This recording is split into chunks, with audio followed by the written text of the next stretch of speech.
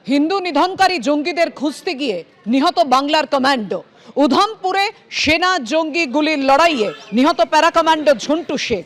জম্মুর military হাসপাতালে ঝন্টুকে গান স্যালুট দেওয়া হয়। আজই দেহ আনা হবে নদিয়ায়। নিহত নদিয়ার বাসিন্দা প্যারা কমান্ডো ঝন্টু আলী শেখ।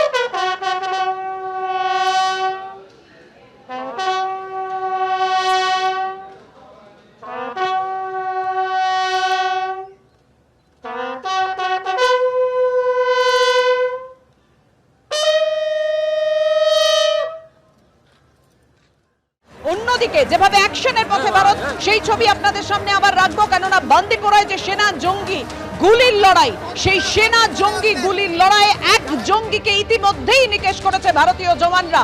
ভারতীয় জওয়ানও আহত হয়েছে। আপনাদের সামনে রেখেছি সেই ছবি। সেনা প্রধান জেনারেল উপেন্দ্র দ্বিবেদী কাশ্মীরে গেছেন। অন্যদিকে বান্দিপোরায় সেনা জঙ্গির গুলির লড়াইয়ে মৃত লস্করে তৈবার জঙ্গি, এই সেনা জঙ্গি গুলির লড়াইয়ে তার মৃত্যু হয়েছে। পহেলগাঁওয়ে জঙ্গি হানার পর কাশ্মীরের উপত্যকা জুড়ে একেবারে চিরুনি তল্লাশি চালায় ভারতীয় সেনা, আর সেই সময়ে এই জঙ্গির মৃত্যু হয়। তার নাম আলতাফ লাল্লি। বান্দিপোরার কুলনার বাজিপোড়ার জঙ্গল এলাকায় পরপর গুলির শব্দ। জঙ্গলের ভেতরে লুকিয়েছিল জঙ্গি, এমনই খবর এনআই সূত্রে। জঙ্গল ঘিরে ফেলে অভিযান ভারতীয় সেনার।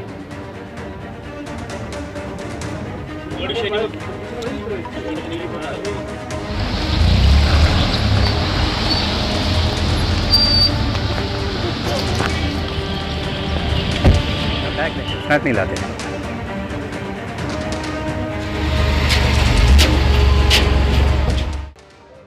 কাশ্মীরের সেনা প্রধান জেনারেল উপেন্দ্র দ্বিবেদী তিনি আজকে শ্রীনগরে কিছুক্ষণ আগেই পৌঁছে গিয়েছেন। যেমনটা আপনাদের জানাচ্ছিলাম যে কাশ্মীরে পৌঁছে গিয়েছেন সেনা প্রধান।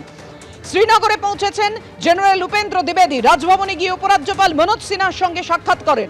পদস্থ সামরিক কর্তাদের সঙ্গে বৈঠকে নিরাপত্তা ব্যবস্থা পর্যালোচনা।